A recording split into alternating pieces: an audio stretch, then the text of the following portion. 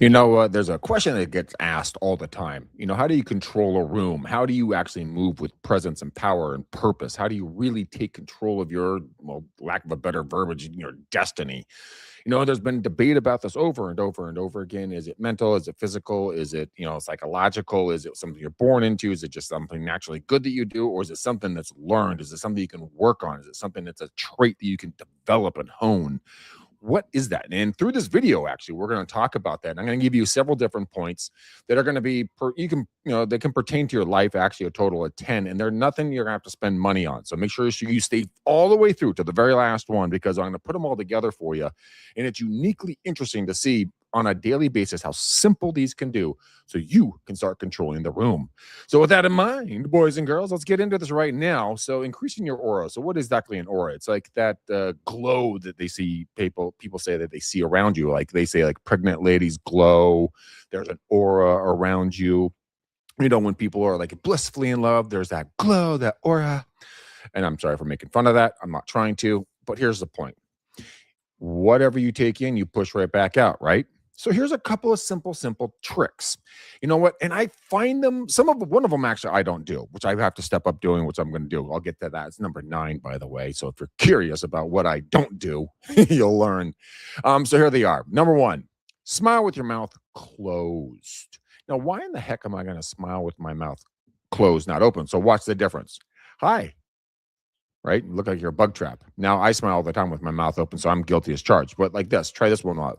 And this is my smile. What does that communicate to you? Does that show power? Does that show quiet? Does that show what? Reserve? A lot of the times that you see people, they're always, all teeth and lips, like, it looks nice, but you know what? I actually am drawn to trust people that are a little bit more reserved, which is something I need to work on, but it's something that I like to be around. You're quieter, you're reserved, there's something going on in your brain. Number 2, don't talk about your plans, show people the results. God, that is an old one, but it is so stinking true. Everybody, and a lot of people do it on social media. They get out there and they talk about, I have these plans, I'm going to do this, I'm going to do that. Shut up and get to work. How hard is this? I mean, I'm recording 2 to 3 videos a day. That's a lot, by the way, long form, and then rip them into short form, doing data research, recruiting for my businesses, growing and expanding into local different marketplaces. And that's a lot of stuff, right? But I'm not talking about it. I'm not giving you guys details. I'm just putting the work in. The results will show for itself. So try it yourself here. Number 3, read a book, not public places, aka Facebook, Twitter, LinkedIn. I mean, all this stuff, public stuff. It's great. It's fine. If you're laying down and relaxing at the end of the day, you've done your work, that's fine. But read a book. I mean, get Audible, YouTube. I mean, go to YouTube. Was it education or something like that? You can go to listen to top, tier professors give speeches on things. I mean, the ability to learn is everywhere around you. You should get in the habit. I call it the asphalt university.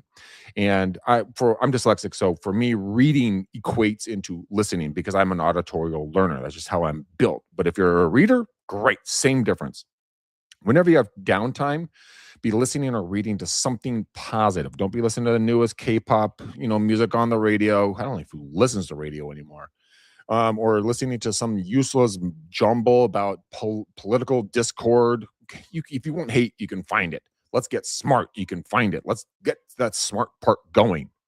All you have to do is pick up a book and read it. Pick one subject for the next 12 months. Read a book a month. You will beat 99.9% of the United States. I think it's somewhere around that actual number that 90+% of people since college have not finished an actual academic book or a book that would put something better into their life one way or the other. It could be exercise. It could be planting gardens. It doesn't matter. They don't read it. They read novels. They read people's opinions about things, but they don't read facts. So pick up a book. Number 4, nod instead of saying yes. So I was at the doctor's the other day with, scar bus face over here, right? And the doctor was telling me some stuff I didn't want to hear because they're trying to put me through the ringer and jump through hoops for BS. And that's exactly what I did. And instead of saying yes, I just stood there and stared him directly in the face and just did a very small nod like this. I'm like, And then I shut up. And they ultimately changed what they were trying to push me to what I wanted to, what I had to have. And you know what? It was very powerful to just not always just agreeing with it. Okay, yeah, sure, yes, that's fine. To just a deadpan stare. Very, very powerful. People are going to wonder, like, who is this guy or gal? Man, that person is self aware, self confident, self assured. It is a powerful person I'm in the presence of right now. Number five, guys, we're only four more until you get to see the one I don't do. Number five, don't always be available. Oh my gosh. I am so guilty. Like, oh my gosh. When I first got into real estate, I told my clients verbatim, hey guys and gals, I'm super excited to work with you. If I don't pick up my phone, two things have happened. One, I've run out of power, or two, I'm asleep. Either way, as soon as my phone's back on or I wake up, I'll give you a call. No matter what, I'm here 365, 24/7. I am here to serve you. People took me up on that. Literally took me up on that. So I'd learned how not always to be available. I learned how to be avoidable. Just ask my ex-girlfriends. Okay, joking. I thought it'd be humorous. Anyways, here we go.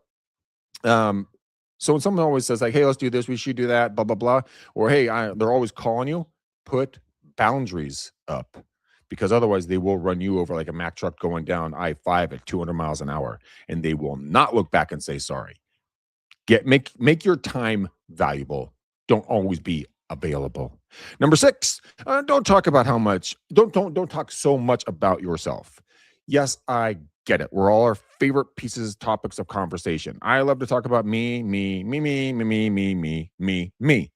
That is fucking boring, and it's narcissistic, and it's rude.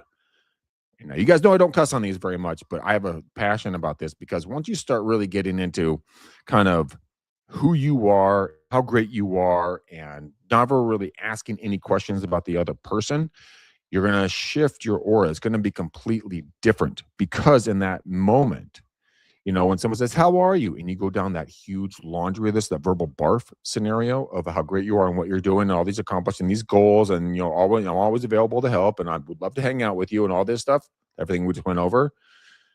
There goes your aura.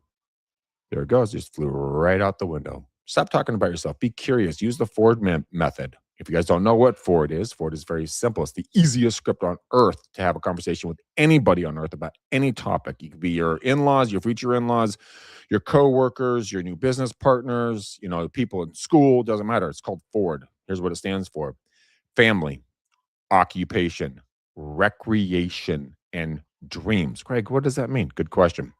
What it means like this. F stands for family. Do you have kids, a wife, husband, significant other, parents in the area, siblings, family? And then FO, occupation. What do you do for a living? How long you been in it? Would you do it again? What's new in that industry? How, would you want to stay in this forever? Is it going to change? Are you going to still, is AI going to take over your industry?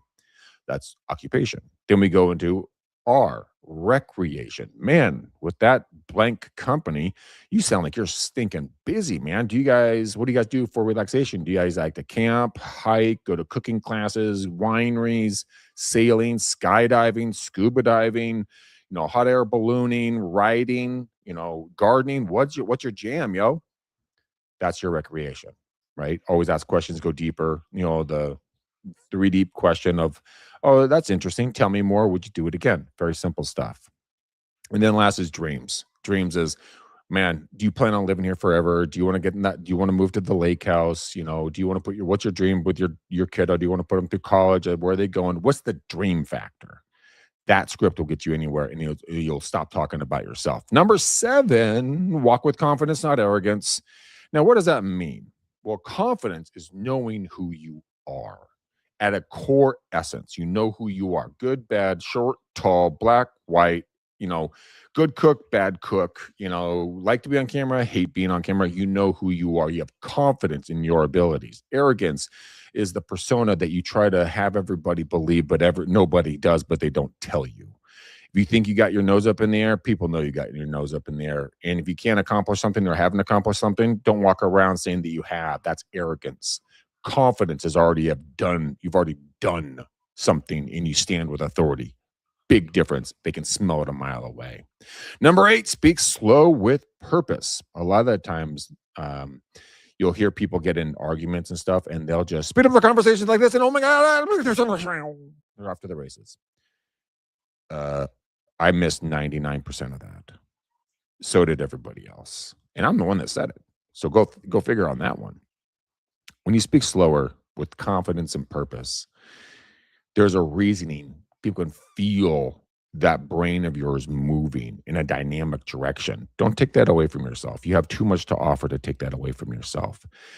Remember, speak slowly. Not like you're having an episode, right? But like deliberately with purpose is what I'm really going to get at.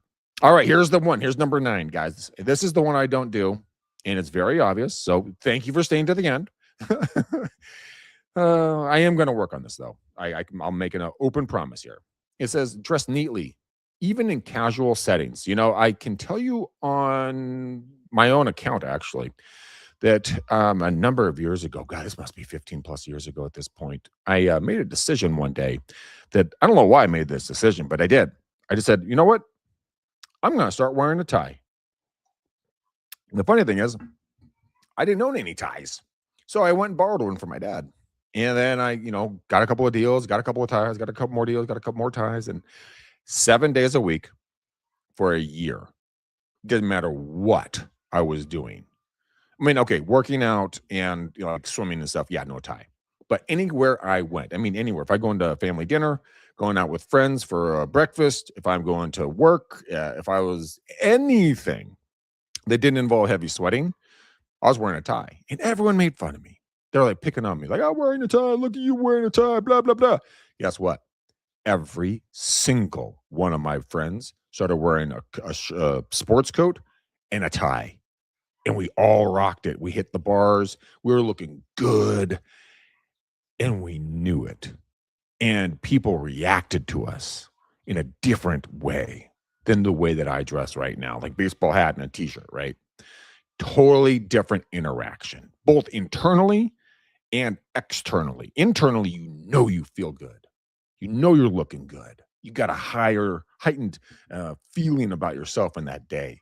The people that see you going like, oh, that person's got it together. Mm-hmm. So try that. It actually really is a fun experiment. And then last but not least, number 10, listen more than you speak. God gave you 2 of these little gems called ears and 1 of these called a mouth. Use them in the right proportion, please. Now, yes, women have more words than men do, and that's understandable. That's biological. That's not a problem. But be cognitive of the opportunity to continually listen to other people, and that gives you the ability to also figure out a solution. Now, guys, we are problem solvers. Ultimately, at the core of who we are, we're problem solvers. So we hear someone talking about something, we're like, boom, I got a solution. That's really good. Just don't always tell everyone your solutions because not everybody's asking for those solutions. But maybe you can throw those away and use them at a different time because you already used the brain power to get there. So just think about it, okay? Just listen more than you speak. That's all I'm trying to tell you right now. As I continue to ramble on, quite ironic at the exact same time. All right, guys, this is a later show for Mornings with McDaniel. This is how to increase your aura. You guys are absolutely insanely awesome. I want you to go out there today and do one challenge. I want you to go out and change your aura in one way. Put in the DMs and the comments. I love all the comments I get from you guys. It's really fascinating to see your thought patterns, both good and sometimes a little crazy, but I still love you no matter what. Put it in there. Tell me one thing you changed today to change your aura for the future. All right, guys, until then, boom, peace. Love you. Bye.